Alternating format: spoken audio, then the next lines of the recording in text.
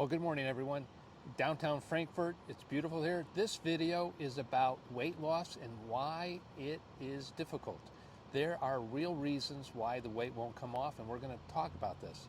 Hi, I'm Dr. Brian McGuckin, downtown Frankfurt. It's beautiful here.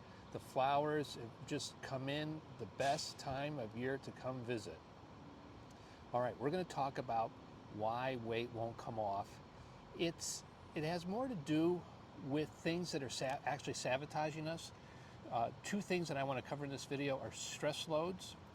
Vitamin C is used by the adrenal glands in enormous amounts, and if the stress is going to be high, just our normal life, we will use up all our vitamin C, and the molecular structure that mimics the vitamin C is sugar. And that's why we tend to crave those yummy things first thing in the morning. The other one is corn syrup. Corn syrup actually disrupts when you're full.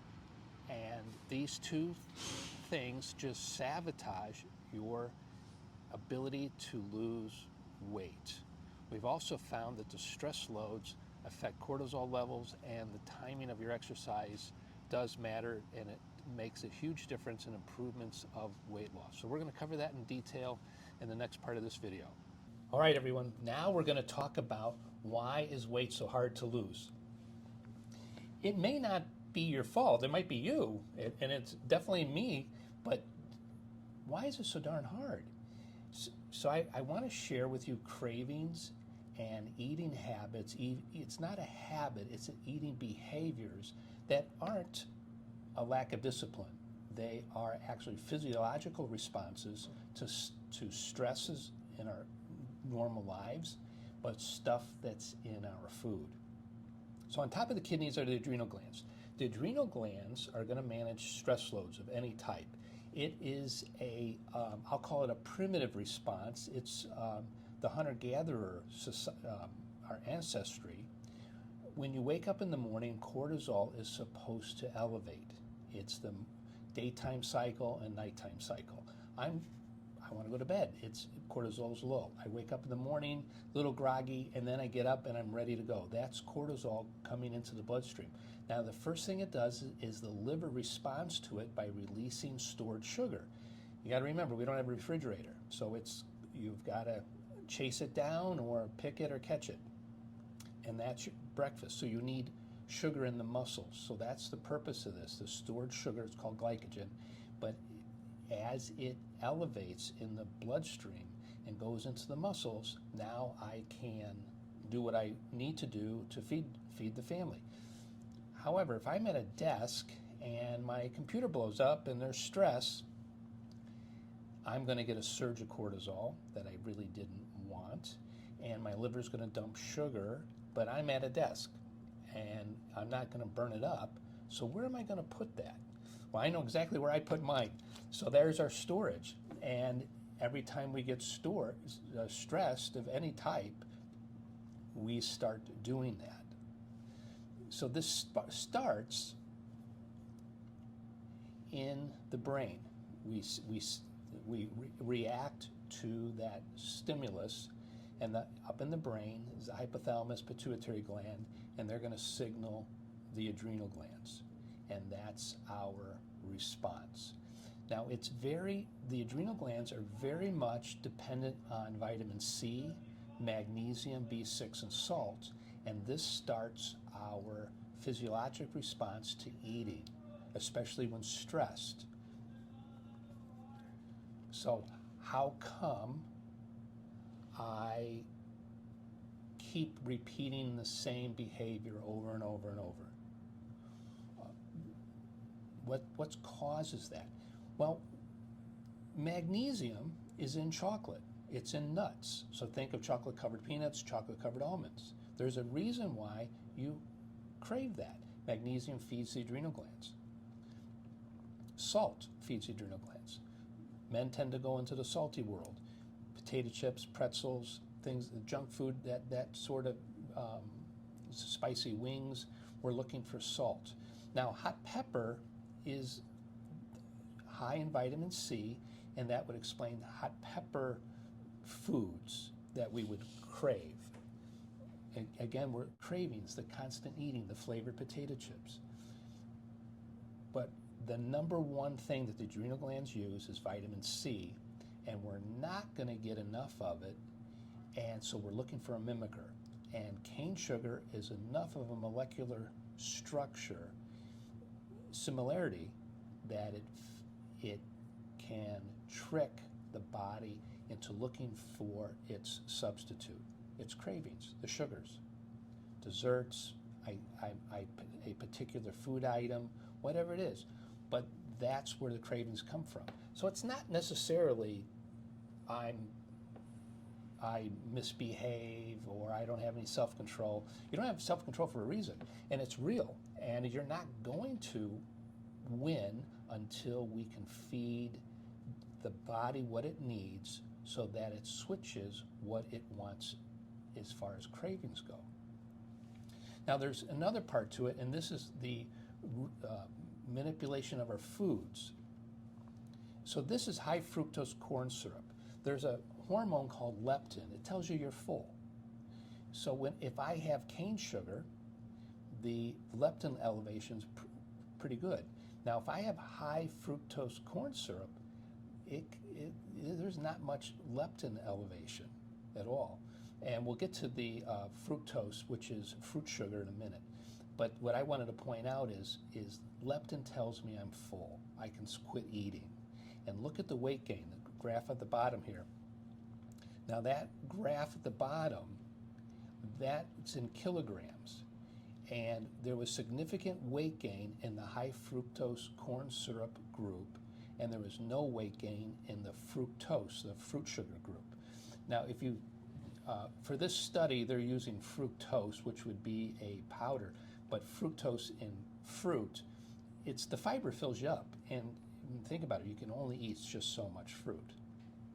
But what I wanted to point out was there was no weight gain with the fruit. There's significant weight gain with the corn syrup. And this is where we begin our search, and you have to be a detective, and this is the beginning of you getting on top of the weight situation. So now we're going to go into what else, how do we put this together? How do we detective this so that I'm identifying and watching what I'm doing? It's more observations is what I want you to do. So hang on for that. So some practical things you can do, and I've got this on a list down in the description, and you can download that from there. But read labels. We're looking for anything that says corn syrup. It may say high fructose corn syrup. It may say corn syrup. If it says corn solids, we just don't know what it means. It depends on the food. Is it there as a thickener, or is it there as a sweetener? So we have to, if it's on the sweeter side, definitely stay away from it. You can also tell because your eating patterns will change. You'll eat more than you expected to eat. Wow, I ate a lot of that. How come? So sausages, hot dogs, read the label. Are they putting cane sugar in it, or are they putting corn syrup in it? Can I find one that doesn't have the corn syrup and see the difference on your appetite? We predominantly see it in sodas. We're going to see it in the canned foods like spaghetti sauce. We'll see it with dressings and the pickles, relishes. You have to really, really read labels. Not worried about cane sugar. I am worried about corn syrups. Now, it may say sugar without any differentiation.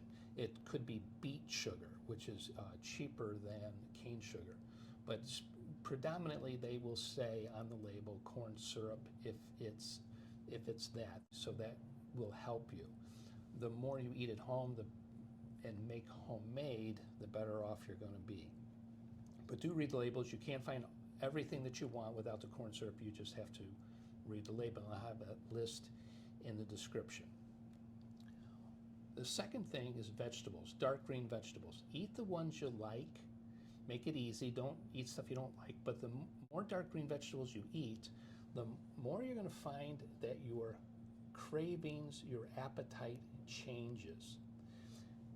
The dark green vegetables are high in B6, they're high in magnesium, and as we fill people up with minerals and the B vitamins, they change. My cravings for this particular food, which I know isn't the best for me, all of a sudden changes. I'm eating differently. I was always really surprised. How did the Mediterranean, this Mediterranean diet, how does it work? Why do people stick to it? None of it made any sense until with our patients we were pushing the dark green vegetables and we started to see their choices change. As their mineral intake increased, their appetite for certain foods changed with it, and their volume of fresh vegetables, fresh fruit, leaner meats became the new craving. And the comfort foods, the stuff, I shouldn't eat that, but boy, I can't wait to get my hands on it. That was, we're all the same, we all do like things, but it wasn't my priority list. I had a cravings for a tomato, whatever, but we did notice that quite a bit. If you can't beat your cravings, it's usually vitamin C. It's got to be the ascorbate vitamin C, the PERC potency powder that you may be familiar with if you've been in the office. That's the one that you have to use. The synthetically made vitamin Cs will not do this. They will not feed the adrenal glands. It won't work. We've had people lose 100 pounds and start gaining the weight back because they got changed, just simply changing the vitamin C. Once we got them back on the regular vitamin C, then it worked. None of this is easy, but it's meant to be a detective. Very, very first thing I want you to do is just read labels and find the alternative. Not making an issue of what I eat, other than I wish you would eat more at home, make more homemade, but what I do eat does not have corn syrup in it, and I'm actively pursuing the dark green vegetables and more fruit. All right, check out the description for a download. Thanks for watching. If you're not getting the newsletter, look for the download there so you can click on that as well. Have a great day.